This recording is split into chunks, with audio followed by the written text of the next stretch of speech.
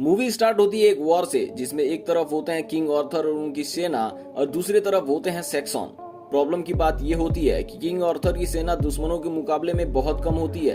तभी king Arthur के सेनापति उनसे कहते हैं कि लगता है कि हम ये जंग हार जाएंगे। तभी किंग आर्थर कहते हैं कि मेरा एक साथी जिसका नाम मर्लिन है, जो कि पेशे से एक जादूगर है, उसने इस जंग में मेरी मदद करने का वादा किया है। दूसरी तरफ मर्लिन शराब पीते हुए घोड़े पर बैठकर पहाड़ की एक चोटी पर पहुंचता है और वहीं मर्लिन की मुलाकात होती है नाइट ऑफ लेकॉन से। मर्लिन लेकॉन से मदद मांगता है, लेकिन लेकॉन मना कर देता है। तब मर्लिन कहता है कि मैंने आज तक इस बात को राज रखा कि आप इस धरती पर हैं, लेकिन आज मुझे आपकी मदद की जरूरत है। अगर आप मेरी मदद नहीं करेंगे तो ये पूरी दुनिया खत्म हो जाएगी। जिसके बाद लेकॉन मर्लिन को एक छड़ी देता है और साथ ही एक ड्रैगन स्टॉर्म देता है, जिसके अंदर 12 ट्रांसफॉर्मर्स की पावर्स होती है। इसके साथ ही वो मर्लिन को आगाह करता है कि इस पावर्स को लेने के लिए बहुत जल्द तुम्हारे पास दुश्मन आने वाले हैं, और अगर ये किसी गलत हाथ में पड़ गया तो ये पूरी दुनिया तबाह हो जाएगी। इसके बाद मर्लिन अपने घोड़े पर बैठकर उस छड़ी और ड्रैगन के साथ किंग आर्थर की आर्मी के पास पहुंचता है और किंग आर्थर उस छड़ी और ड्रैगन की हेल्प से वार को जीत जाते हैं। अब प्रेजेंट टाइम का सीन दिखाया जाता है, जब लॉकडाउन धरती पर आया था और उसने ऑप्टिमस प्राइम को चुनौती दी थी, लेकिन ऑटोबॉट्स ने उसकी टीम के साथ साथ सभी डिसेप्टिकॉन्स को भी खत्म कर दिया था। इस हादसे के बाद पूरी दुनिया ट्रांसफॉर्मर्स का विरोध करने लगी थी। अब इन्हीं के खात्मे के लिए टीआरएफ का गठन किया गया है, जिनका काम था ट्रांसफॉर्मर्स का खात्मा। अगले सीन में लास्ट टाइम हुए फाइट से तबाह हुआ इलाका दिखाया जाता है, जिसमें रेस्ट्रिक्शन बोर्ड होने के बावजूद कुछ बच्चे घुस जाते हैं ये देखने के लिए कि ट्रांसफॉर्मर्स दिखते कैसे थे। वो वहां घूम रहे होते हैं, तभी टीआरएफ के रोबोट्स आ जाते हैं और इन पे हमला करने वाले होते हैं। तभी इजाबेल नाम की एक 14 साल की लड़की अपने 2 ट्रांसफॉर्मर्स के साथ वहां पहुंच जाती है, जिनका नाम होता है कैनोपी और स्क्वीज। इनकी मदद से वो उन बच्चों को बचा लेती है, लेकिन ट्रांसफॉर्मर्स को देखकर टीआरएफ उन पर अटैक कर देते हैं, जिसमें कैनोपी की डेथ हो जाती है। वहां मौजूद टीआरएफ के ड्रोन्स इजाबेल को देख लेते हैं और उसे भी शूट करने वाले होते हैं, लेकिन तभी शूट करने से पहले ही वहां के डिएगर की एंट्री होती है, जो अपने ट्रांसफॉर्मर बम्बल बी के साथ पहुंचता है और बम्बल बी वहां के सभी रोबोट्स को एक एक करके मार देता है। तभी के की नजर एक स्पेसशिप पर पड़ती है, जिसके अंदर एक नाइट बैठा होता है और उन 12 नाइट्स में से एक होता है जो मिलकर ड्रैगन को पूरा करते हैं। उसकी हालत बहुत ज्यादा खराब होती है और मरने से पहले वो के डिएगर को एक टेलिस्मैन देकर चला जाता है। हालांकि ये सब बातें के डिएगर को समझ में नहीं आती। वो टेलिस्मैन लेके वहां से निकलने वाला होता है, तभी टीआरएफ की टीम उसे गिरफ्तार करने के लिए वहां पहुंच जाती है।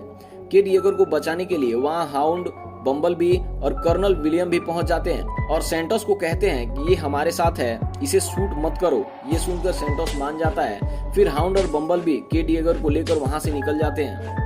तभी टीआरएफ का एक स्नाइपर उनकी गाड़ी पर एक ट्रांसमीटर फिट कर देता है। नेक्स्ट सीन में हमें दिखाया जाता है कि ऑप्टिमस प्राइम, जो कि बीजिंग के जंग के 5 साल बाद प्लेनेट साइबोट्रॉन पे पहुंच चुका होता है। जब वो वहां पहुंचता है तो उसे पता चलता है कि साइबोट्रॉन पूरी तरह से डिस्ट्रॉय हो चुका है। तभी उसकी मुलाकात क्वेंटेसा से होती है, जो उसको बताती है कि मैं ही तुम्हारी क्रिएटर हूँ। क्वेंटेसा ऑप्टिमस प्राइम से कहती है कि तुम्हें मेरा स्टाफ यानी वो छड़ी लाना होगा। ये वही छड़ी है जिसको लेकॉन ने 1600 साल पहले मर्लिन की मदद के लिए दिया था। इस छड़ी में इतनी पावर थी कि इससे साइबोट्रॉन प्लेनेट को वापस से बनाया जा सकता था। इसके बाद वो ऑप्टिमस प्राइम का ब्रेन वॉश कर देती है, जिसके बाद ऑप्टिमस प्राइम बन जाता है नेमेसिस प्राइम और धरती पर दिखाया जाता है कि 6 बड़े बड़े सिंग निकल रहे होते हैं, जो कि यूनिकॉर्न के होते हैं। नेक्स्ट सीन में जनरल मेडशा और कर्नल विलियम को बता रहे होते हैं कि के डिएगर के पास एक टेलिस्मैन है, जिसको लेने के लिए डिसेप्टिकॉन्स बहुत जल्द उस पर हमला करेंगे। उन्हीं डिसेप्टिकॉन्स में से एक होता है मेगाट्रॉन, जो कि बहुत ज्यादा पावरफुल होता है और वो इंसानों के साथ आकर एक सौदा करता है। कहता है कि मुझे सिर्फ एक स्टाफ की जरूरत है। एक तरफ गवर्नमेंट को टेलिस्मैन चाहिए होता है और दूसरे तरफ मेगाट्रॉन भी उसी के पीछे पड़ा होता है। मेगाट्रॉन उन्हें टेलिस्मैन लाकर देने का वादा करता है और कहता है कि बदले में उसे डिसेप्टिकॉन्स चाहिए, जो कि टीआरएफ की कैद में होते हैं। और इधर के डिएगर अपने सभी ऑटोबॉट्स के साथ जंकयार्ड में रह रहा होता है। तभी वहां इजाबेल पहुंचती है और के डिएगर से कहती है कि उसका कोई फैमिली मेंबर नहीं है और उसके दोस्त कैनोपी को भी टीआरएफ के लोगों ने जान से मार दिया है। केट को इजाबेल के अंदर अपनी बेटी का झलक दिखता है और उसे अपने साथ रख लेता है। तभी वहां एक और ऑटोबॉट की एंट्री होती है, जिसका नाम होता है ब्रिगर।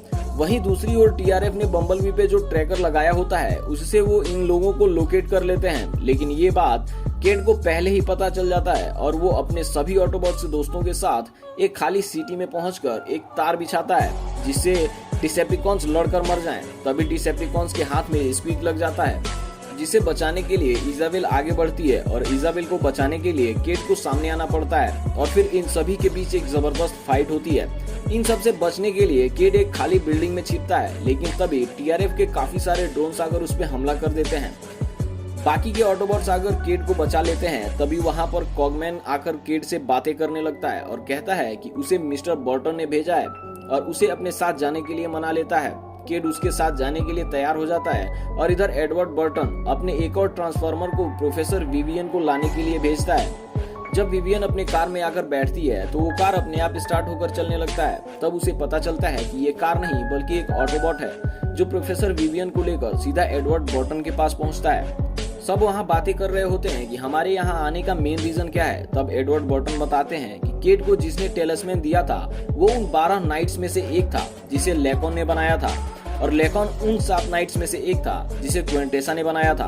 और अब ये टेलिस्मैन केट की बॉडी से अटैच हो चुका है और विवियन को बताते हैं कि तुम मर्लिन की आखिरी वंशज हो और उस छड़ी को सिर्फ तुम ही यूज कर सकती हो क्योंकि तुम्हारा डीएनए और मर्लिन का डीएनए सेम है। इस पूरी दुनिया के अंदर 6 बड़े बड़े हॉर्न्स निकल चुके हैं, मतलब कि ये यूनिकॉर्न बनने वाला है और इसे सिर्फ उसी छड़ी से रोका जा सकता है जिसे लेकॉन ने मर्लिन को दिया था। ये बातें कर रहे होते हैं तभी वहाँ टीआरएफ और डिसेप्टिकॉन्स हमला कर देते हैं, लेकिन हॉट रॉक अपनी पावर्स का यूज करता है और समय को रोक देता है, जिसका फायदा उठाकर ऑटोबॉट्स वहाँ से भाग जाते हैं। वहाँ से निकलने के बाद प्रोफेसर विवियन सीधा अपने घर जाती है और अपने फादर के रूम में सुराग ढूंढती है जिससे ये पता चल सके कि मर्लिन की छड़ी कहाँ है। तभी उसे पता चलता है कि उसके पिता ने एक सबमरीन खरीद के रखा है जो कि सीधा विवियन को उस जगह पहुंचा देगी जहां मर्लिन का कब्र है। अब केट और विवियन उस सबमरीन पर पहुंचते हैं जिसमें पहले से ही ऑटो पायलट पर ऑटो डेस्टिनेशन सेट होती है। सबमरीन की हेल्प से ये लोग वहां पहुंचते हैं जहां मर्लिन की कब्र होती है। बहुत ढूंढने के बाद मर्लिन की कब्र मिल जाती है। उसे खोलने के बाद देखते हैं कि एक सड़ी हुई बॉडी है जिसके साथ लकड़ी की छड़ी भी दफन है, जिसे देखकर केट को बहुत ज्यादा गुस्सा आता है। तभी विवियन उस छड़ी को अपने हाथ में लेती है और वह छड़ी अपने असली रूप में आ जाती है, लेकिन तभी बचे हुए 11 नाइट्स खड़े हो जाते हैं और उन्हें जान से मारने की कोशिश करते हैं। तभी वहाँ एंट्री होती है नेमेसिस प्राइम की और वहाँ के 2 नाइट्स को वो जान से मार देता है और बम्बल भी नेमेसिस प्राइम को रोकने की कोशिश करता है और दोनों के बीच फाइट होने लगती है। तभी बम्बल भी अपने असली आवाज में कहता है कि तुम नेमेसिस प्राइम नहीं हो, तुम ऑप्टिमस प्राइम हो और तुम हमारे दोस्त हो। और जब ये बात ऑप्टिमस प्राइम को समझ आती है तब वो बम्बल बी को छोड़ देता है। तभी बाकी के नाइट्स ऑप्टिमस प्राइम को मारने लगते हैं, लेकिन ऑप्टिमस प्राइम वापस से हाथ नहीं उठाता क्योंकि उसे पता होता है कि उसने गलती की है। सारे नाइट्स ऑप्टिमस प्राइम को मारने वाले होते हैं तभी केट येगर बीच में आ जाता है और उसके हाथ का टेलिस्मैन एक तलवार में बदल जाता है जो किंग आर्थर का होता है। उसके बाद सारे नाइट्स केट के सामने सर झुका लेते हैं। दूसरी तरफ छड़ी के एक्टिवेट होने की खबर क्विंटेसा को लग जाती है और वो पूरी ताकत के साथ बचे हुए साइबरट्रॉन को अर्थ पे लाती है ताकि उस छड़ी की मदद से साइबरट्रॉन को वापस से क्रिएट कर सके। तब वहाँ मेगाट्रॉन पहुंचता है और उस छड़ी को लेकर स्टोन हेंज पर चला जाता है और इधर साइबरट्रॉन के बड़े बड़े टुकड़े धरती पर गिरने लगते हैं।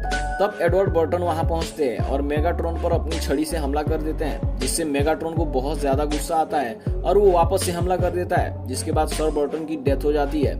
अब इसके बाद सबसे बड़ी फाइट स्टार्ट होती है जिसमें क्विंटेसा के 6 नाइट्स, सारे के सारे ऑटोबॉट्स, बाकी के बचे हुए डिसेप्टिकॉन्स और टीआरएफ के कुछ ड्रोन्स होते हैं और फाइनली वो मोमेंट आता है जब ऑप्टिमस प्राइम क्विंटेसा को पूरी तरह से परास्त कर देता है और अपनी स्वॉर्ड की हेल्प से क्विंटेसा के बाकी बचे हुए 6 नाइट्स की गर्दन एक ही बार में उड़ा देता है। इस कहानी के लास्ट में भी दिखाया जाता है कि क्विंटेसा अभी मरी नहीं है, वो इंसानों का रूप लेकर धरती पे रह रही है। और इसी के साथ ये मूवी यहीं समाप्त हो जाती है। आप लोगों को ये वीडियो कैसा लगा कमेंट करके जरूर बताना और पसंद आया तो वीडियो को लाइक और चैनल को सब्सक्राइब भी कर लेना और मन करे तो दोस्तों के साथ शेयर भी कर देना।